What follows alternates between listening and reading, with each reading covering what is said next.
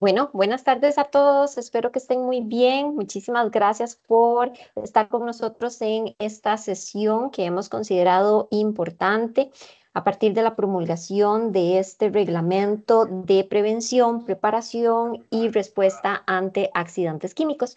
La idea de esta sesión es que podamos repasar cuáles son los principales requisitos legales y que con el apoyo de un químico que muchos de ustedes posiblemente conocerán, Olivier Álvarez, podamos correr algunos ejemplos para que ustedes tengan ideas sobre cómo es que este reglamento debe de ser interpretado. Vamos a comenzar con la parte legal, haciendo un pequeño repaso de las condiciones o de los requisitos que el reglamento nos trae y posteriormente pasamos a esa segunda parte. Antes de iniciar, yo quisiera darles a todos una cordial bienvenida y agradecerles por el tiempo que han dispuesto para informarse sobre los cambios legales.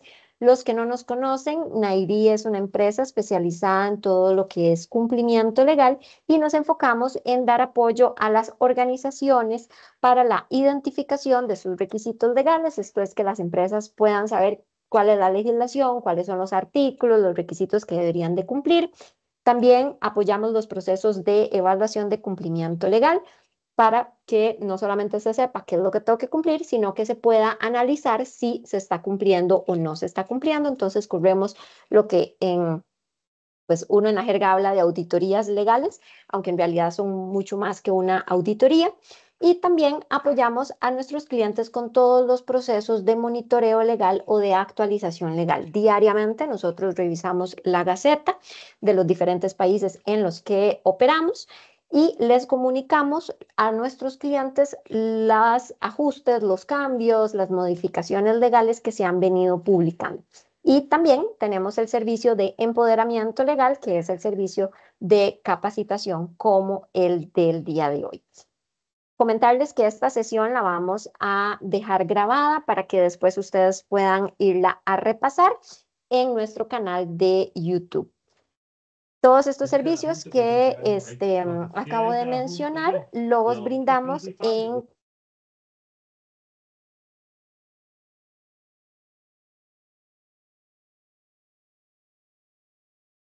Listo, perdón.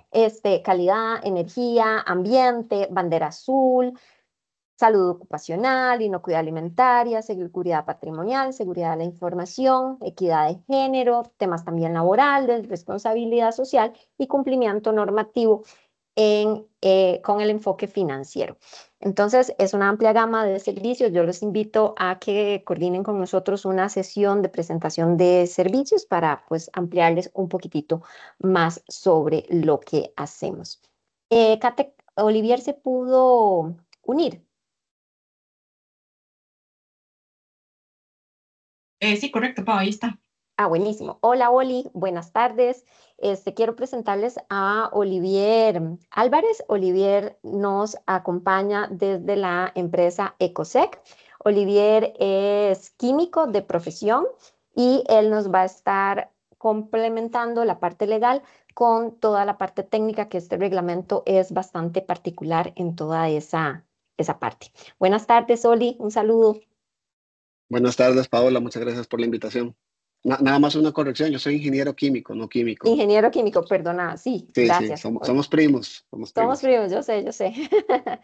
Muy bien, excelente. Voy a compartirles entonces mi pantalla y arrancamos. Vamos a ver. Para esta charla, lo que consideramos traerles como material para que ustedes pudieran hacer el repaso de este reglamento es nuestro boletín de actualización legal, el cual estructuramos de cierta manera y organizamos la información de cierta manera para que pudiera ser sencillo para ustedes la comprensión. Básicamente, el boletín nuestro está copiado literalmente del reglamento. Nosotros tratamos de no resumir mucho ni de no hacer modificaciones de palabras para no después tener información incorrecta. Entonces, no se preocupen que todo lo que está acá en el boletín está exactamente de la misma manera en la norma. Tal vez lo único que es diferente es el acomodo de la información que fuimos haciendo. Oli, por favor, cualquier intervención que vos quieras, nada más abrís el micrófono y me vas rectificando. Olivier y yo tuvimos una sesión previa a esta charla para poder, ¿verdad?, calibrar criterios, que siempre es muy interesante entre lo que interpretamos en la parte legal y entre lo que tenemos en la parte técnica. Entonces, bueno. Acá a mano izquierda, entonces yo voy a estar proyectando el boletín que nosotros le enviamos a nuestros clientes. Voy a correrme un poquitito hacia la izquierda. Y aquí a mano derecha yo también tengo lo que sería la publicación de la Gaceta. Esto fue el viernes 8 de noviembre, o sea, este reglamento acaba de cumplir un mes de haber sido publicado, ¿verdad? Y es un reglamento enfocado en toda la prevención, preparación y respuesta ante accidentes químicos que se viene a complementar con el otro reglamento que teníamos, que posiblemente muchos de ustedes recordarán, que era el de valores guía de intervención de suelos. Parafraseo porque ese no es el nombre completo del reglamento, pero que tenemos otro reglamento que justamente también aborda cuando yo tengo eventualmente derrames que impactaron recursos naturales, específicamente suelos, a partir de cuando yo necesito hacer una notificación a la entidad reguladora y cómo debo de proceder, ¿verdad?, en esos casos. Entonces, es un reglamento que viene a complementar también de alguna forma ese otro. Aunque nunca se mencionan, es algo muy interesante, ¿verdad? Nunca hay como una relación entre este y el otro, pero en lo que quieren abordar, sí lo vamos a tener por ahí. Entonces, bueno, este reglamento, como les mencionaba, fue publicado el 8 de noviembre, hace un mes. Sin embargo, entra en vigor, entra en vigencia hasta el 9 de mayo del próximo año, ¿verdad? Entonces, todo lo que hoy vamos a ver no es que mañana tiene que estar resuelto, sino que tenemos de aquí hasta mayo para que esté resuelto, ¿verdad? Algo muy interesante de este reglamento es que incorpora a varias entidades, ¿verdad? Entonces, no solamente el Ministerio de Salud, que es nuestra entidad tradicional en este tipo de temas, sino que ya incorpora a SENASA, ¿verdad? Para aquellos establecimientos que no solamente son regulados por el Ministerio de Salud a través de un permiso de funcionamiento, sino también a aquellos otros establecimientos que son regulados por un certificado veterinario de operación. También nos incorpora a bomberos y introduce una figura muy interesante que es la de los comités municipales de emergencias, es una figura que existe desde hace bastante tiempo, pero que en nuestro marco regulatorio, ¿verdad? No tienen o no han tenido un papel tan protagónico. A partir de este reglamento ya sí se les da un rol. Y eso es algo interesante que el reglamento trae. Bueno, aquí la ubicación en el cumplimiento, esto es solamente para nuestros clientes, aquí un breve repaso, que esto lo pueden ubicar en el módulo de salud ocupacional, en la sección de productos y sustancias químicas, en la sección de gestión de químicos. Y si están en el módulo de ambiente, lo van a encontrar en esa misma sección también. Entonces, esta norma, ¿a quién regula?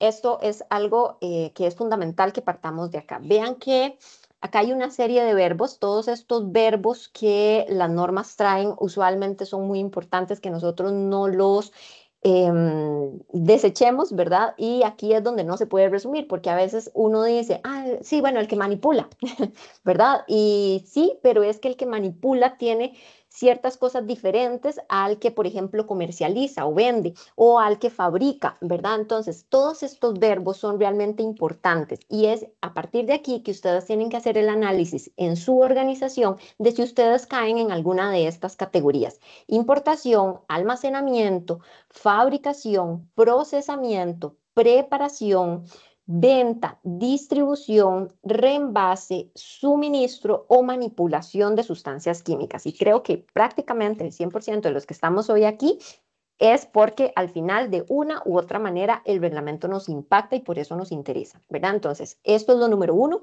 Todas estas actividades que yo acabo de mencionar están reguladas y consecuentemente tienen que entonces cumplir con el reglamento. Y nótese que no es solamente para lo que serían las partes de sustancias, sino que también hace el reglamento relación a la parte de residuos. Entonces, podría ser que yo no necesariamente tenga sustancias, porque tal vez soy un gestor de residuos peligrosos, entonces yo no manipulo necesariamente productos químicos, pero sí residuos peligrosos. Y en ese mismo contexto, el reglamento también me es aplicable. ¿Cuál es la finalidad? La prevención de accidentes. ¿A qué nos referimos con un accidente? Nos estamos refiriendo básicamente a potenciales derrames, en donde esos derrames puedan llegar a generar efectos en la salud de las personas o en los ecosistemas, ¿verdad? Entonces, el enfoque acá es la prevención de que tengamos accidentes y que si eventualmente los tengamos una serie, digamos, como de requerimientos que debamos de satisfacer en ese momento. Algo importante es que el reglamento también trae una serie de exclusiones y de actividades a las cuales no les aplica el reglamento. Entre estas vamos a tener todo lo que estamos hablando de sustancias ionizantes, ¿verdad? Porque a esto ustedes recordarán que hace poquito también tuvimos la promulgación de otro reglamento específico, ya que derogó el reglamento de radiaciones ionizantes viejo que teníamos y ya tenemos uno nuevo. Entonces, como eso está regulado en una normativa específica, eso no entra por acá. Por otra parte, vean qué interesante, porque en todos estos verbos que yo mencioné, no mencioné en ninguno de ellos el transporte, ¿verdad? Porque el transporte también es una actividad que no está regulada por este reglamento, sino que estaría regulada por el reglamento 24.715, ¿verdad? El del MOP y ese sigue, digamos, vigente. Entonces, si yo soy una organización que solo me dedico para ir de puerta a puerta con una carga de sustancia peligrosa, esa actividad como tal no está considerada dentro del alcance de este reglamento. Pero si yo además de ir de puerta a puerta, tengo también en bodegas productos de mis clientes, entonces ahí sí, porque lo que yo tengo en almacenamiento ya sí me hace, ¿verdad? Estar dentro de la gente que está regulada, ¿verdad? Sus dudas, ahí vi una manita, pueden irlas documentando tal vez en el chat. Aquí está el equipo de Nairi, entonces ahí podemos en algún momento tener un espacio. Como es apenas una hora, entonces necesitamos como ir de volada, ¿verdad? Entonces vamos a tratar de contestar las dudas en el chat y si no, cualquier cosa, vía correo electrónico también les haríamos llegar las respuestas. Entonces, bueno, también la norma no nos aplica a lo que sería explotación, exploración, extracción de minerales en minas, canteras, rellenos sanitarios, plantas de tratamiento. Y bueno, ¿en qué consiste la norma? Básicamente la norma dice que todos esos establecimientos que realizan esas actividades que están reguladas, que ya vimos, vamos a tener que realizar una clasificación del riesgo asociado a la tenencia de esas sustancias químicas. Y dependiendo de esa clasificación, yo básicamente tengo dos posibilidades: que me clasifiquen como de riesgo mayor, y si no soy mayor, soy menor. O sea, siempre que yo haga una de estas actividades, de una o de otra forma voy a ser regulado. ¿Ok? Entonces, eso también es la siguiente premisa importante. Aquí entonces viene la pregunta del millón, que no solamente ustedes se hicieron, sino que también nosotros cuando estuvimos estudiando e interpretando esta norma, y es, bueno, pero es que yo solamente tengo 4 sustancias, en realidad son muy poquitas, es un tarrito de pintura, es una sustancia, un aerosol, es un lubricante muy, muy básico para mantenimiento, y lo que tengo de eso son unidades de 3 unidades por producto, y eso es lo único que tengo. Yo debería de hacer todo esto tan complejo para solamente esos productos. Entonces aquí vamos a de esas respuestas que son un poco tristes, ¿verdad? Pero sí, porque la norma no plantea excepciones a su aplicación, excepto estas que yo estoy mencionando. De manera que si ustedes calzan en alguna de estas actividades que yo mencioné antes, o sea, tienen productos químicos, tienen que hacer este proceso. ¿Qué es lo que sí va a pasar? Que si ustedes tienen una cantidad mirusca de productos químicos, ustedes de fijo, ya casi que de entrada, van a estar clasificados como de riesgo menor, ¿verdad? Y no van a ser clasificados como de riesgo mayor a quienes les van a aplicar más controles, ¿verdad? Entonces podríamos decir que esas actividades, si tienen que pasar por esto, solamente que va a ser un proceso mucho más liviano y mucho más sencillo de realizar que aquellas otras organizaciones que tienen toneladas de químicos, ¿verdad? ¿Cómo es que vamos a hacer esa clasificación de si yo soy de riesgo mayor o si yo soy de riesgo menor? Eso se lo vamos a dejar a Olivier para que él nos lo amplíe, pero básicamente la norma trae tres posibilidades. Trae una serie de sustancias que ya están definidas con nombre y apellido, como dice Olivier, en el cuadro 3 del reglamento, el anexo, perdón, el cuadro 3, que eso está dentro del anexo 1. Y si no están ahí, entonces vamos a estar en la segunda posibilidad, que es una serie de, ya no sustancias, sino de peligros asociados a las sustancias, en donde también podría ser que yo esté ahí clasificado. Y si no estoy en una y si no estoy en la otra, entonces el reglamento trae una tercera posibilidad, que es tal vez la más compleja de ejecutar y de la que tal vez mayor apoyo vayamos a ocupar, pero en la que también vamos a pasar por ese filtro y eso al final nos va a dar este resultado de que si yo soy de riesgo mayor o que si ya soy de riesgo menor. En un ratitico ya pasamos a los ejemplos que nos va a dar Olivier para que esto quede más claro. Ok, ahora, indistintamente de que yo sea de riesgo mayor o de que yo sea de riesgo menor, o sea, simplemente cualquier actividad que esté dentro de la regulación, como ya vimos, ¿qué tengo que hacer? Entonces, todos vamos a realizar una clasificación de nuestro riesgo, justamente para determinar si soy mayor o soy menor, ¿verdad? ¿Cómo vamos a hacer eso? Eso se hace a través del anexo 1, el reglamento trae un procedimiento, una metodología que tenemos que aplicar para poder llegar a ese resultado. ¿Quién tiene que hacer esto? Un químico o un ingeniero químico colegiado. Esta parte es importante ante cualquiera de los dos colegios que tenemos para estos profesionales. Y aquí de una vez ya Olivier, súper recomendado para que puedan hacerlo. Si no tienen personal internamente que pueda realizar esa labor.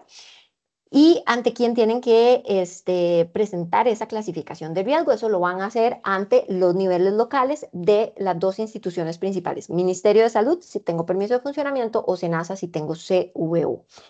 En ambos casos, yo presento esta clasificación de riesgo y también voy a presentarla ante el cuerpo de bomberos. ¿Cuándo tengo que presentar esta clasificación de riesgo? Aquí la norma trae dos posibilidades. La posibilidad de para actividades que son nuevas, que hoy en día no han abierto, digamos, operaciones y están en estos momentos creando, remodelando un local, se van a pasar de local, etcétera. Entonces, para todas esas organizaciones, 4 meses a partir del momento en que les dan su permiso de funcionamiento o su CVO. Y para organizaciones que ya están en operación, funcionando hoy en día, todos los demás, ¿verdad? Mortales que somos, entonces vamos a también tener 4 meses a partir de cuándo, de la entrada en vigencia de la norma. Entonces, si dijimos que la norma entraba en vigencia el 9 de mayo, esto significa que nosotros tenemos para hacer toda esta actividad hasta el 9 de septiembre del próximo año, ¿verdad? Entonces vean que todavía tenemos casi un año, ¿verdad? Para ponernos a derecho, ¿verdad? Con todo lo que el reglamento nos pide. Yo hice mi clasificación de riesgo, entonces una vez que tengo mi clasificación de riesgo, ya sé si soy de mayor o menor con esa información y toda la información que se me pide en anexos 2 y 3 del reglamento, tengo que presentar una declaración jurada de manejo de sustancias químicas, así se llama este documento. Yo se lo voy a presentar a estas entidades, al Ministerio de Salud, al CVO, a SENASA y también a bomberos. ¿Qué tengo que adjuntar en esto? Esto es literal ahí del reglamento, no vamos a detenernos muchísimo, pero básicamente ubicación con georreferenciación, ¿verdad? Del lugar, ¿verdad? Donde están ubicados estos químicos. Toda esta descripción de las sustancias, vean que entonces ya a partir de aquí se comienza a hacer un poco más complejo, porque no es solamente que yo llegue a decirle al ministerio, yo soy de riesgo mayor o menor, sino que además tengo que presentar esta documentación y esto es básicamente un inventario importante con mucha información de mis sustancias químicas. También tengo que presentar básicamente lo que sería un croquis o un plano, ¿verdad? En donde dentro de mi infraestructura, en donde está ubicada esta información. Los procesos, actividades que desarrollamos, a partir de los cuales voy a tener esa necesidad de sustancias que estoy empleando. ¿Cuáles eventualmente de todas estas sustancias podrían generar accidentes trascendentes, ¿verdad? De alguna manera, información básica del regente que me está haciendo esto o del profesional en química que me está haciendo esto y mi representante legal, número de trabajadores por jornada, número de habitantes distribuidos por distrito y cantón que puedan verse expuestos al riesgo de un accidente químico. Esto es algo muy interesante. Esto está más enfocado, tal vez, creo que se quedó ahí por error, digamos, porque esto está más enfocado en establecimientos que sean de riesgo mayor, pero bueno, está dentro del formulario y hay que presentarlo de forma igual. Este es el impacto que yo puedo tener de mis sustancias, de mi operación con químicos hacia la comunidad. Ubicación de centros de estudio, hospitales e infraestructuras, digamos, estratégicas a nivel país. E indicar presencia de cuerpos de agua en los que yo pudiera tener alguna repercusión, ¿verdad? Esa es básicamente la información que junto con mi clasificación de riesgo, ¿verdad? Yo voy a presentar a estas instituciones. Cuando yo tenga algún cambio, ¿verdad? De mi operación o cuando haya aumentado o disminuido la cantidad de sustancias de forma significativa que modifiquen mi clasificación de riesgo. O sea, no es que si compré hoy más sustancias, sino que si esa compra implica que yo estuviera casi llegando al umbral para convertirme en de riesgo mayor y por haberlo comprado ya me convertí, entonces ahí lo notifico. O al revés, yo soy riesgo mayor y ya saco de inventario algunas cosas y más bien eso me ayuda a que pueda pasar a ser de riesgo menor. Entonces en ese caso también lo comunico. Cuando tengamos también clasificación de sustancias de acuerdo a sistema globalmente armonizado, entonces cuando hay ahí una peligrosidad, digamos, fluctuante, ¿verdad? O que se pueda modificar con relación a las sustancias que adquiero, las operaciones que realizo y la estructura física de mi establecimiento, ¿verdad? En donde tengo almacenado estas sustancias o bien si vamos a cerrar la operación. En todos estos casos, yo entonces tengo que hacer la notificación. Otro requisito en términos generales es en caso de que yo tenga un accidente, ¿verdad? Entonces, cuando yo tengo un accidente, eventualmente tengo que hacer la notificación a el Ministerio de Salud o a SENASA, con copia también al Comité Municipal de Emergencias y también al Cuerpo de Bomberos. Nos dice acá la norma, en un plazo no mayor a 20 días después de haber tenido ese accidente. Y sin embargo, no es cualquier accidente el que yo voy a ir a notificar, ¿verdad? Sino que aquí la misma norma nos dice que, bueno, nos trae el contenido del informe, ¿verdad? Y nos trae los casos en los que yo voy a hacer esto. Y uno es cuando se involucren sustancias clasificadas como tóxicas según el sistema globalmente armonizado, que ya todos deberíamos de tenerlo en ese sistema de comunicación de riesgos. Además, en ese caso vamos a notificar al Centro Nacional de Control de Intoxicaciones cuando ese accidente o de ese accidente haya ocurrido un incendio o una explosión. Eso también implicará que yo lo notifique. Cuando yo tenga derrames o fugas de las sustancias que están en el cuadro 2 de la norma en los volúmenes que están acá. Entonces, vean que viene por sustancia y viene más o menos el equivalente en volumen a la notificación. Si yo tengo un accidente en donde tengo más de esta cantidad de producto, tengo que hacer la notificación. Contrario sentido, si yo tuve un accidente con cualquiera de estas sustancias, pero la cantidad de derrame o de exposición o de fuga que yo tuve de esa sustancia no llega a esta cantidad, no tengo que hacer la notificación. Y yo adiciono aquí algo que no está y que es lo que vamos a enlazar con el otro reglamento que les mencioné al inicio, que es cuando yo tenga un derrame reportable según el otro reglamento, ¿verdad? Que recuerden que el otro reglamento es cuando yo tuve un impacto en suelos, ¿verdad? En un área de más o menos 25 metros cuadrados y eso entonces también me implica hacer la notificación, no con base en este reglamento, sino con base en el otro, cuyos resultados, ¿verdad?, serían diferentes. Entonces, estos requisitos que repasando es hacer la clasificación, notificar eso al Ministerio de Salud, a SENASA y a las entidades, notificar cambios, ¿verdad?, cuando eventualmente me ocurran. Y si tuve un accidente reportable, notificarlo, ¿verdad? Eso le aplica a todos. ¿Ok? ¿ok? Ahí no importa si yo soy de riesgo menor o si yo soy de riesgo mayor, ¿verdad? Ahí nos aplica a todos. Pero tenemos sí requisitos específicos que el reglamento trae solamente a establecimientos que son clasificados como de riesgo mayor. ¿Cuáles son esos requisitos? Además de todo lo que ya acabo de mencionar, entonces este tipo de establecimientos también van a tener que presentar un plan de emergencias, o sea, el plan de emergencias que ya actualmente tenemos en la regulación, que ya tenemos elaborado, estructurado.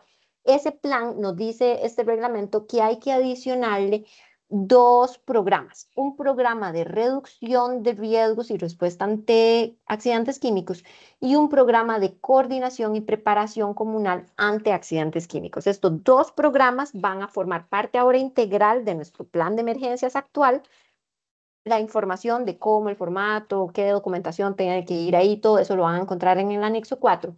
Y una vez que ya lo elaboran, una vez que ya lo implementan, entonces esto también tienen que presentarlo al Ministerio de Salud. Eso también lo van a tener ahí a disposición y van a estar haciendo la procura de la actualización cada año, ¿verdad? Por si eventualmente hay una modificación que también implique actualizar el plan.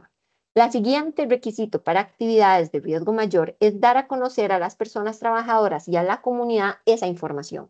¿Verdad? Aquí hay una parte de socialización de la información en donde yo tengo que no verme, y eso es algo interesante del reglamento, no verme como solamente en mi instalación, puertas adentro, ¿verdad? Donde, ok, yo preparo a mi gente y mi gente está muy capacitada y todo, sino que yo necesito llevar hacia afuera, ¿verdad? Este tipo de información para que la comunidad, si sí ocurrió una explosión, si sí ocurrió un incendio, pueda saber qué hacer, cómo atender o qué consideraciones debe de tomar en cuenta.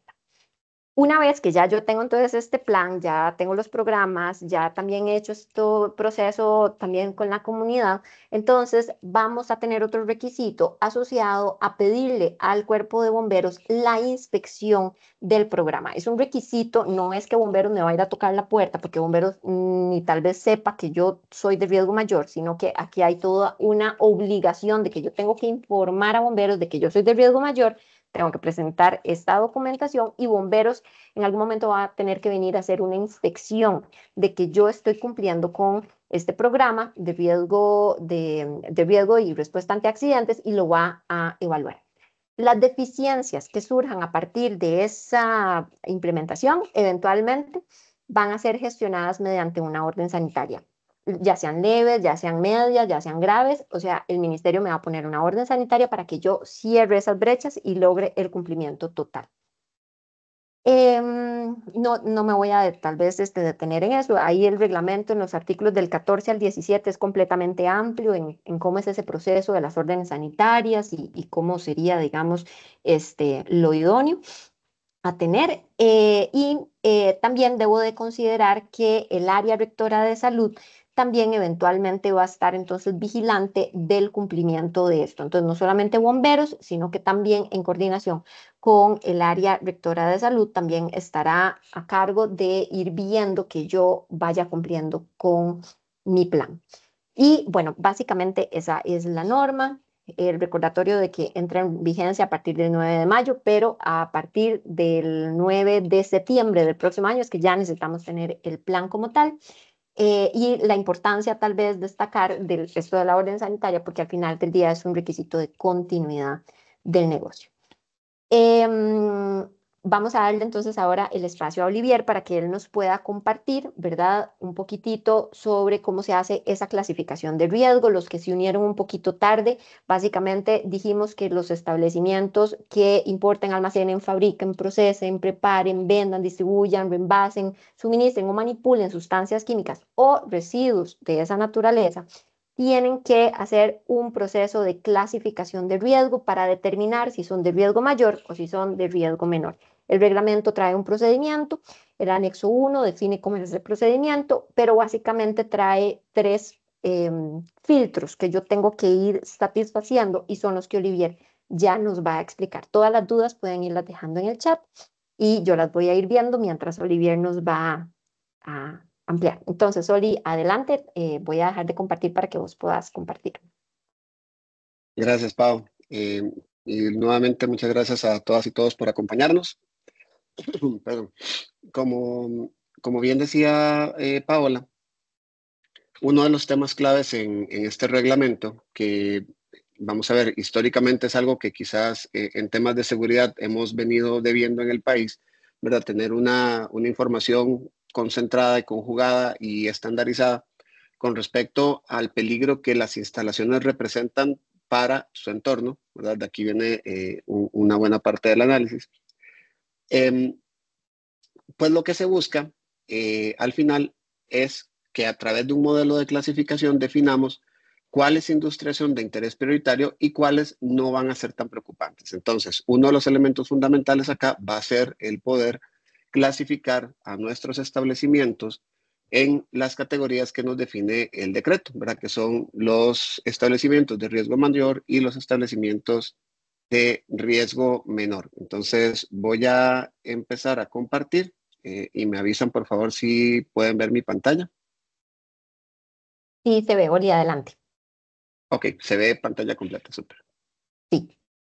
Listo, ok. Entonces, vamos a ver, la clasificación de establecimientos, de acuerdo a lo que plantea este nuevo decreto, eh, yo digo, no es un proceso terriblemente complicado, pero sí es un proceso que requiere que hayamos trabajado previamente en alguna información que es normal que la tengamos, no debería ser algo nuevo porque ya tenemos otros requerimientos sobre ella. Y básicamente está definida en el anexo 1 de este decreto.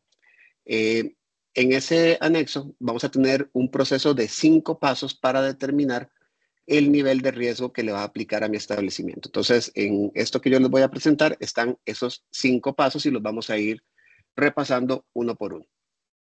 El primer paso que yo debo tener es contar con un listado de las sustancias químicas que están presentes en mi establecimiento. Ese listado de sustancias químicas puede tener la forma y formato que yo quiera, ¿verdad? Puede ser una tabla en Excel, puede ser una base de datos que genero con un programa especializado, puede ser una lista en Word muy bonita o puede ser una lista que llevo en un cuaderno. No hay requerimiento específico de cómo va a ser la lista.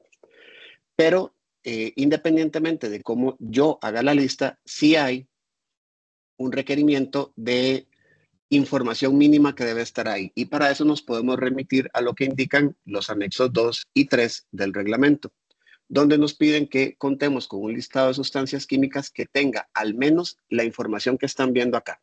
El nombre de la sustancia, el número CAS que le aplica, la categoría de peligro físico, la categoría de peligro a la salud, la categoría de peligro al ambiente, el estado físico, la concentración del producto, la cantidad máxima presente y la ubicación dentro del establecimiento. La mayoría de listados de sustancias químicas que yo elaboro y que yo conozco y que he visto que hacen otros profesionales tienen más información que esta, pero hay algunas cosas que normalmente no ponemos. Entonces, ¿qué va a hacer nuevo en general? Las, las columnas correspondientes a las categorías de peligro. Normalmente no los listamos de esta manera, sino que tenemos una sola categoría de peligro, por lo general. Entonces, eso va a ser nuevo. También va a ser nuevo el tema de la cantidad máxima presente. Aquí ese concepto hay que entenderlo como lo máximo que yo voy a tener en un momento dado, no lo que compro a lo largo de un año. Porque, por ejemplo, se da el caso de empresas que compran grandes cantidades de sustancias químicas. Voy a usar la primera de esta lista, el alcohol isopropílico.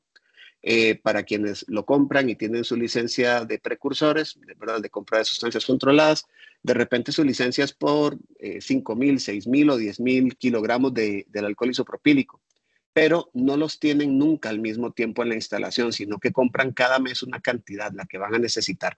Entonces, hay que entender acá el concepto de cantidad máxima presente es la cantidad máxima en volumen o peso que yo voy a tener en mi establecimiento en un momento dado a lo largo de un año. Es lo máximo que yo voy a tener, la compra más grande, el inventario más grande que vaya a tener. Una vez que yo he levantado este listado, que es mi paso 1, vamos a ir al paso 2. El paso 2 corresponde a una comparación de las sustancias que están en mi lista con las sustancias que están listadas en el cuadro 3 del decreto.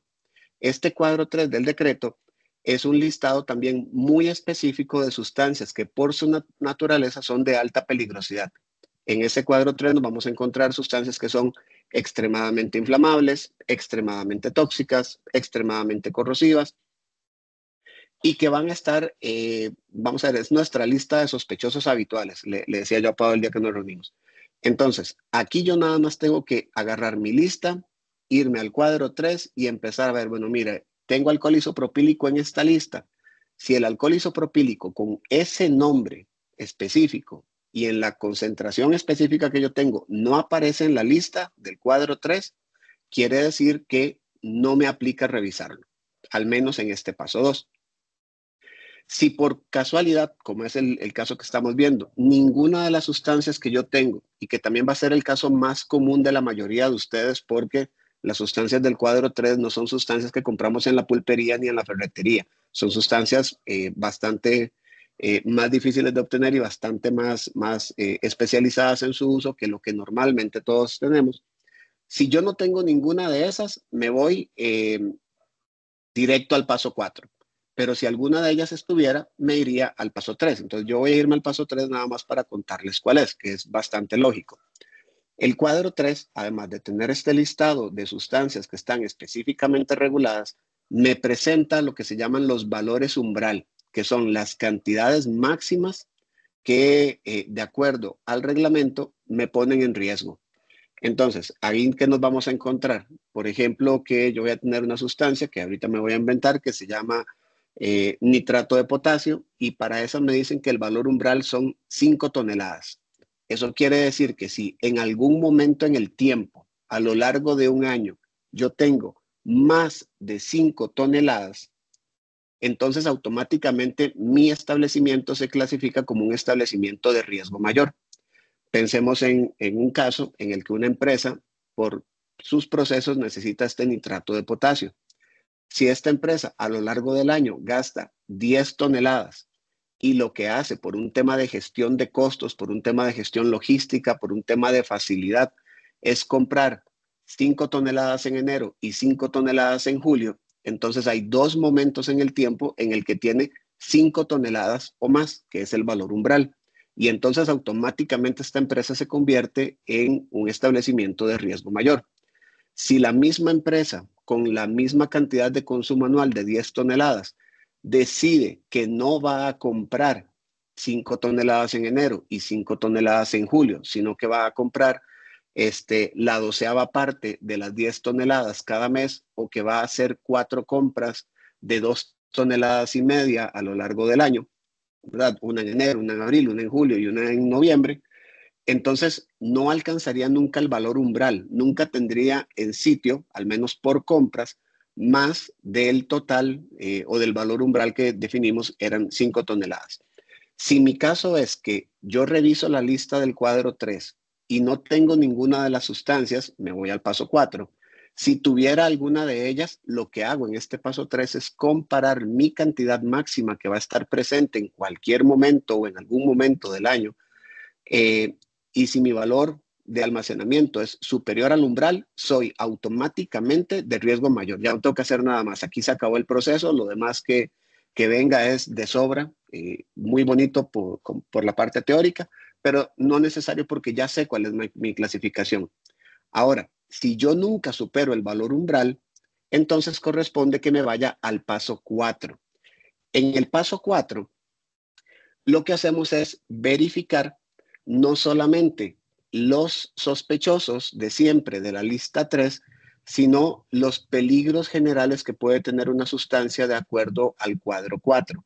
Aquí hay que diferenciar. El cuadro 3 es una lista específica de sustancias con nombres y apellidos. El cuadro 4 no es una lista de sustancias específicas, es una lista de clasificaciones de peligro. Y en cada clasificación de peligros me puede aparecer mucha gente. Entonces, en el cuadro 4, lo que me dicen es, vaya y revise si usted, por ejemplo, para la clasificación de peligro H220, supera con todas las gentes que puedan tener esa clasificación, supera el valor umbral. Si no lo supera, todavía no sabemos, va a irse al paso 5. Si la supera, automáticamente es de riesgo mayor. Y con eso llegamos al último paso, que es el paso 5, que es la evaluación cuantitativa.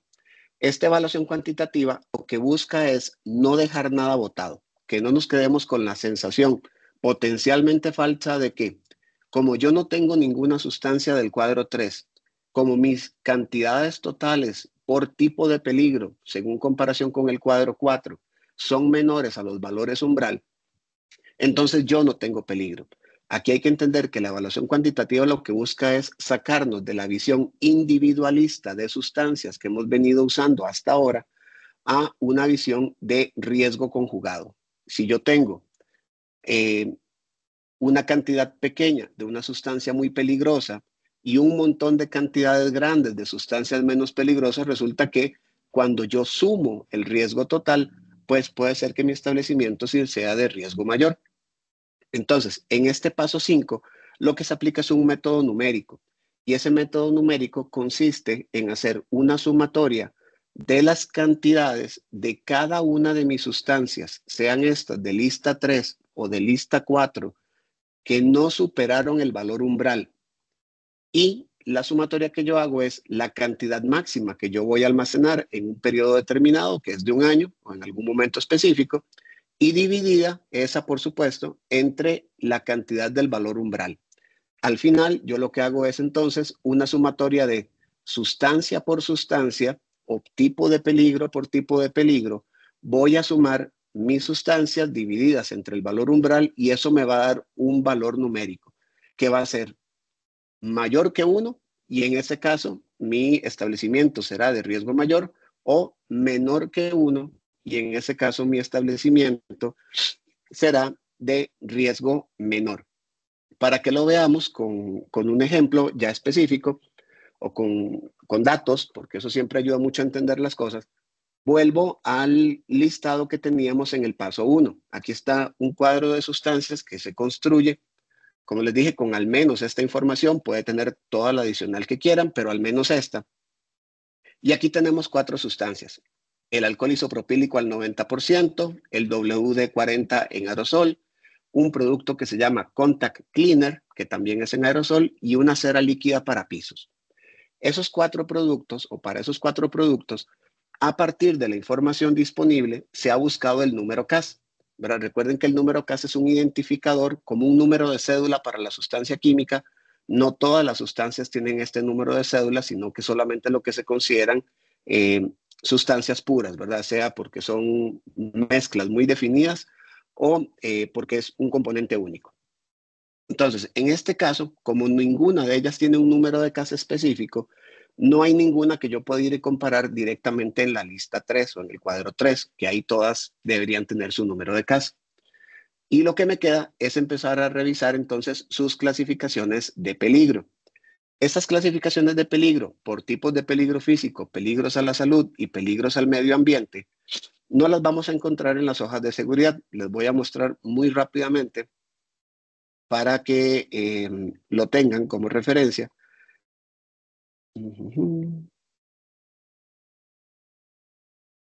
Y me avisan, por favor, si ya están viendo una ficha de datos de seguridad de alcohol isopropílico. Está como cargando, ya casi, supongo que ya casi. Bueno, no sé si alguien más sí la ve, pero yo sí la veo como que está como cargando. Ok, Ahí ya estás vamos a ver. descompartiendo. Sí, acabo de quitarla para ver si la puedo hacer más rápida.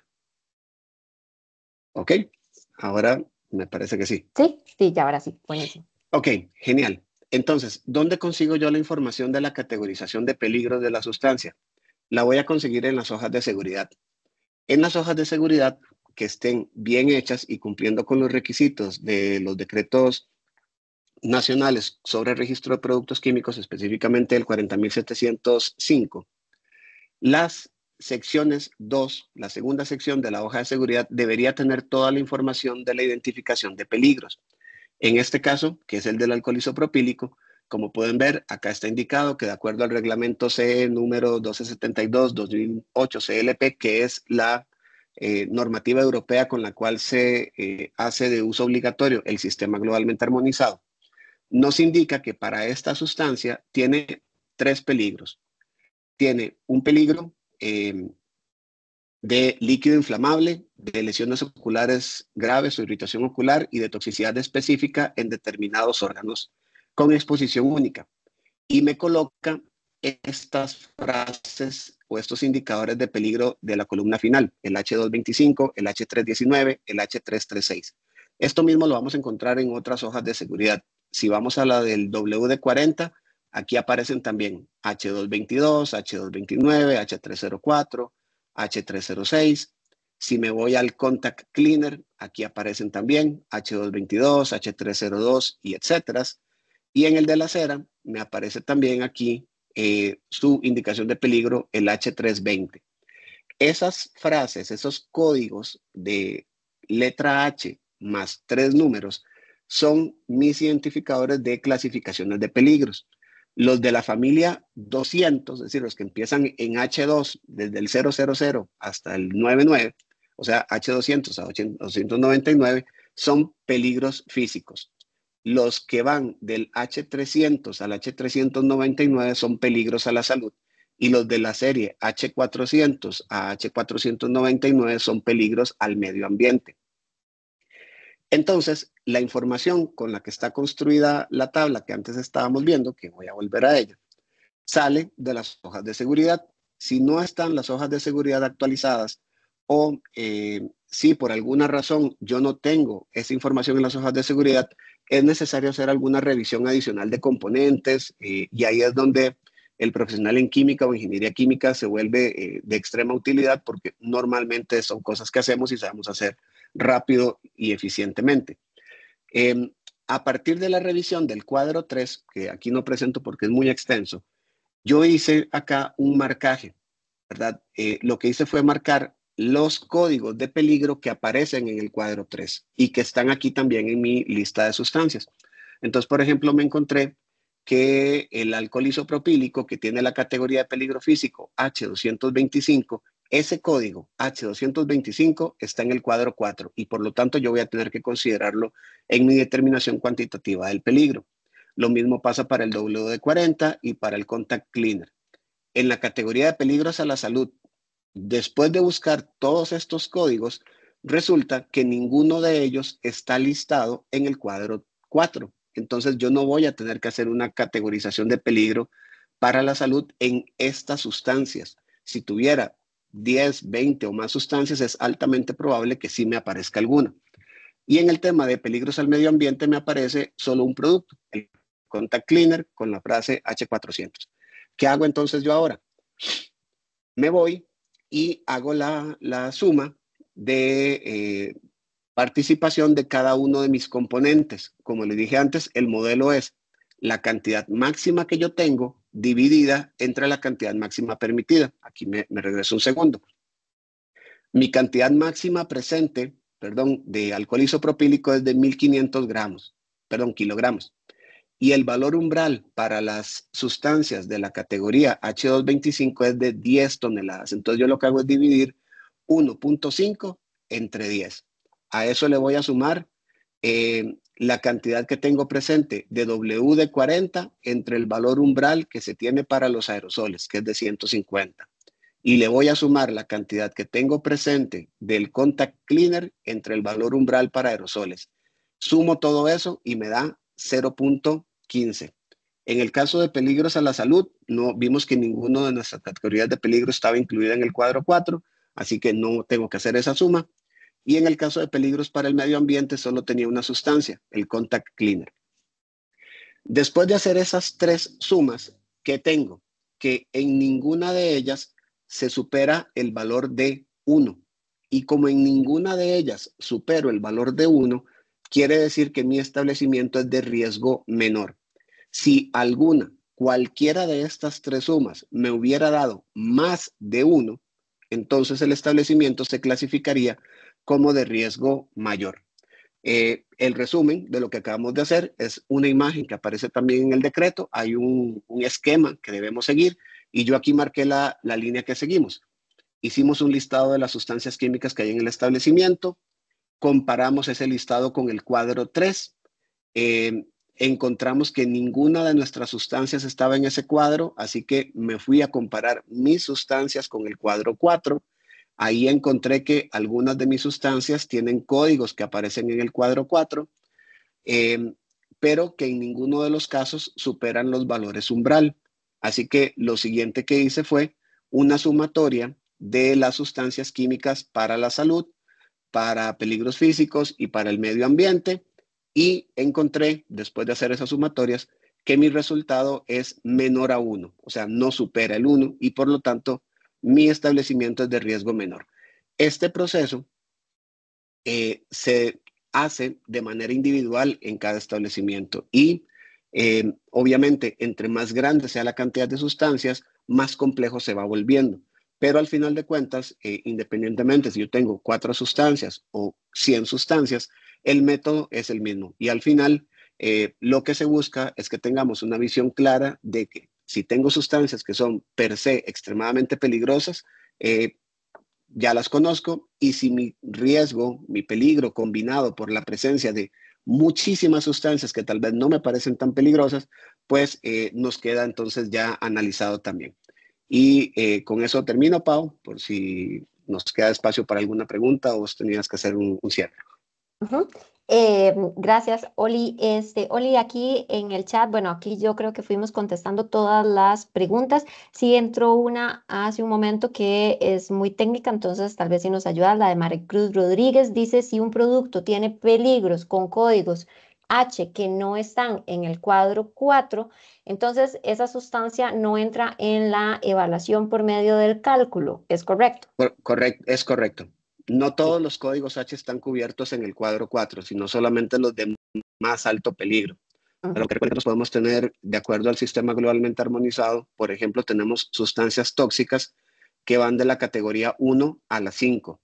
Las que están cubiertas en el cuadro 4 son las categorías 1, 2 y 3, pero las categorías 4 y 5, aunque la sustancia es tóxica, no aparecen en el cuadro 4 porque la cantidad de sustancia que se necesitaría para causar un efecto adverso sobre una persona sería muy grande. O sea, Ujú. tendríamos, no sé, hagamos la idea que hay que tomarse 5 galones de la sustancia para morirse. Eso Ujú. no pasa de manera habitual y es difícil que una empresa tenga tanto de esa sustancia como para que puede afectar a alguien por una liberación. Entonces, Claro, no ok. todos los códigos H están en el cuadro 4, por eso hacemos esa búsqueda de cuáles sí y Ese cuáles no. filtro. Ujú. Ok, Correcto. excelente. Bueno, vamos a continuar aquí unos 5 minutitos más para terminar de repasar las preguntas del chat.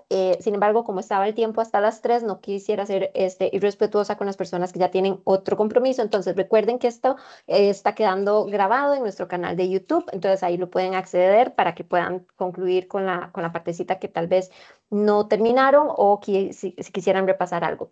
De todas formas, aquí también en el chat les estamos poniendo los datos de Olivier. Repasarles que Olivier es ingeniero químico de la empresa Ecosec y con él podrían coordinar si eventualmente ustedes no tienen este recurso humano para poder hacer esta clasificación de riesgo. La clasificación de riesgo sí es un requisito legal, pide el reglamento que tiene que ser hecha por un profesional en química. La parte de los planes de emergencia, esa parte no, esa parte sí puede ser por un profesional en salud ocupacional o un profesional en emergencia. Al final sí es importante que sea con un profesional que tenga conocimiento técnico para poder elaborar el documento, pero no está estipulado en la legislación que tiene que ser eso realizado por cierto profesional específico. También les agradecemos si nos pueden ayudar a completar una encuesta que ya también acabamos de poner en el chat. Y vamos a continuar entonces con las consultas que nos llegaron al chat. Para el resto que se tengan que desconectar, muchísimas gracias por habernos acompañado y que pasen unas muy bonitas fiestas de Navidad. Entonces, vamos a ver, además de esa consulta, dice Ingrid, en el cuadro 4 las H se repiten para diferentes filas porque hacen alusión a otra normativa, HPEO. ¿Cuál es la referencia para esa normativa?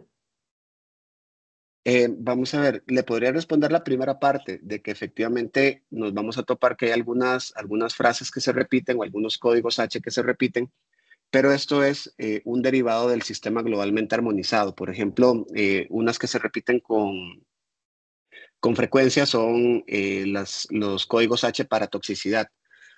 Pero eso es porque cuando nosotros vamos al sistema globalmente armonizado y queremos hacer una clasificación de sustancias, nos encontramos que, por ejemplo, los peligros asociados o las indicaciones de peligro asociados a sustancias tóxicas de categorías 1, 2 y 3 son la misma, ¿verdad? Son las mismas. Entonces, lo que se hizo en el cuadro 2 es separar la toxicidad en dos grupos, los de toxicidad de categoría 1, que son los más extremadamente tóxicos, con un valor umbral pequeño, porque pensémoslo así, si se libera un poquito de esto, sí tenemos posibilidad de matar a mucha gente, y los de categorías 2 y 3, que son menos tóxicos en términos de que se requieren dosis más altas para causar un efecto sobre la salud, esos tienen un valor umbral más alto. Entonces, por eso es que el código se repite, porque son los mismos en SGA y en el cuadro 4 son valores umbrales diferentes. Con respecto al PEO, eso sí no me quedó muy claro a qué se refería. No sé si es a la clasificación que está en la primera columna del cuadro 4, que ahí lo que se hace es, digamos, una clasificación, no voy a decir sintética, pero simplemente se escogió ponerle a los tóxicos agudos de categoría 1, H1, y a los tóxicos agudos de categoría 2, H2, a los explosivos. Los vamos a encontrar clasificados en P1A, P1B y así. Y la palabra, ¿verdad? O la letra P viene más que todo asociado al tipo de peligro. H es de health, E es de environment, O es de others y eh, P no me acuerdo si es o sea, porque es explosivo, pero tiene que ver con explosivo. Ok, buenísimo. Ingrid, cualquier cosa, si quedó claro, o si no, nos amplías ahí. Ok, después dice Noelia, la segunda parte del plan indica que debe socializarse con la comunidad. ¿Se indica algún radio o queda a discreción de cada profesional? El reglamento indica algo específico. El reglamento trae un anexo. En el anexo, para ser franca, no recuerdo que existiera como una cantidad por metro o por cantidad de habitantes. Sin embargo, sí pensaría que debería ser algo a revisar con profesional técnico. La definición de comunidad que el reglamento nos dice es personas que viven o trabajan cerca de los establecimientos de riesgo mayor, ¿verdad? Recordemos que eso es solo para riesgo mayor, no para riesgo menor, que puedan verse afectados en caso de un accidente químico, ¿verdad? Y también trae una definición para accidente químico, o sea, aquel posibilidad, ¿verdad? De que se genere un daño a la salud, al ambiente, a la propiedad, tales como derrames, escapes, incendios, explosiones.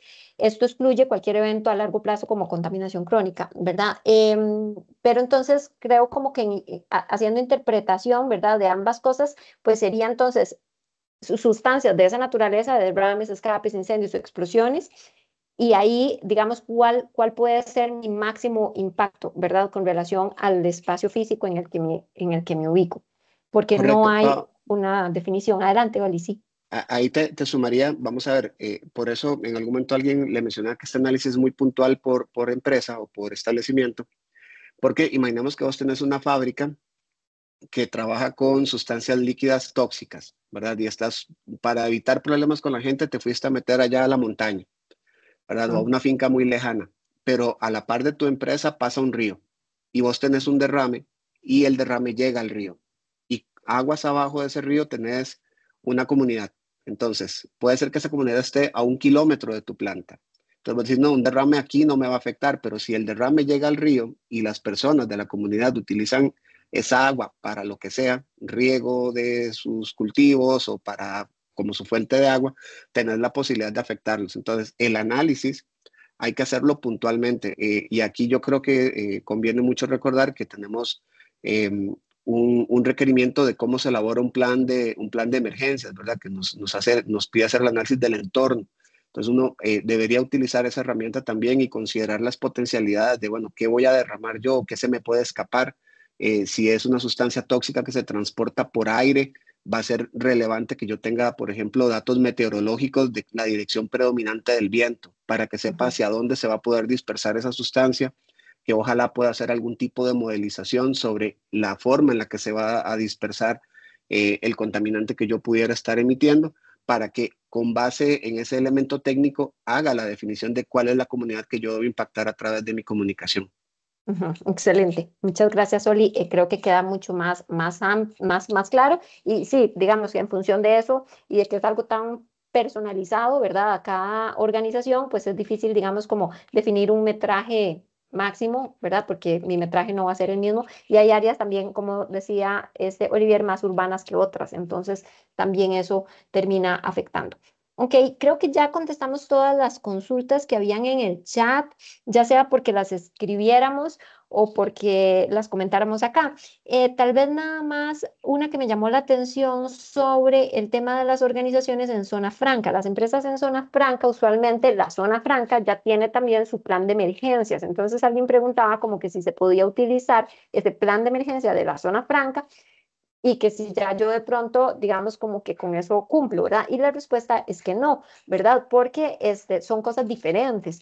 El de la zona franca es para ver de qué manera una situación que se presenta dentro de la zona franca permite la rehabilitación, la preparación, la atención de esa emergencia, ¿verdad? Pero ese otro es un enfoque de las sustancias químicas que no va a tener el de la zona franca, porque son organizaciones distintas, ¿verdad? Entonces, eso por ahí. Y otra pregunta que también me llamó mucho la atención, que me pareció muy buena, es que no nos confundamos con la definición o con la clasificación de riesgo que eventualmente nosotros tenemos en nuestros permisos de funcionamiento o en nuestros CVOs, que nos ponen ahí la actividad, ¿verdad? El código KSR y que nos ponen clasificado tipo de riesgo A, B o C, ¿verdad? Esa clasificación es distinta, muy distinta a esta otra, ¿verdad? O sea, yo puedo ser clasificado como no debería de pasar esto, porque en la práctica, ¿verdad? En la teoría uno todo debería estar como más o menos relacionado, pero puede pasar que yo soy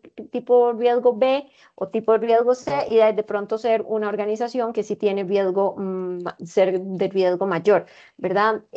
Porque lo del permiso de funcionamiento y eso es la clasificación de la actividad como tal, en donde sí hay alguna consideración un poquito de los tipos de sustancias que típicamente se podrían utilizar en ese tipo de actividades, pero no es una clasificación personalizada a mi organización. Entonces eso hace una gran diferencia y consecuentemente yo no puedo utilizar esa clasificación como decir, es que como en el permiso de funcionamiento yo soy riesgo menor o riesgo cero, digamos, entonces ya no tengo que hacer la clasificación porque ya yo estoy clasificado en riesgo cero. O sea, son cosas diferentes, reglamentos diferentes, requisitos diferentes, entonces no mezclarlo. Ok, creo que aquí hay unas más. Pau, sería, Sí. tal vez te la leo yo porque aquí ya las revisé. En casos de dispersión, ¿usamos la herramienta Aloha o cuál método recomiendan? De parte de Carlos Andrés Alpiza. Muy buena pregunta. Vamos a ver, Aloha es un buen método, ¿verdad? Hay que recordar que Aloha se basa en datos bastante genéricos y no específicos del país. Entonces, puede funcionar como una primera aproximación. Yo no la descarto que sea buena, pero normalmente conviene más buscar alguna herramienta más local, ¿verdad? Que sirva como una referencia más clara. Yo no conozco, no recuerdo que tengamos algo equivalente acá en el país, pero voy a preguntar, si no, estoy seguro que los muchachos y señores en el IMN le pueden facilitar a uno información mucho más detallada de dirección predominante de vientos, intensidades y demás, que pueden ser usadas por un profesional para hacer la modelización de dispersión. Buenísimo. Kate, ¿teníamos alguna otra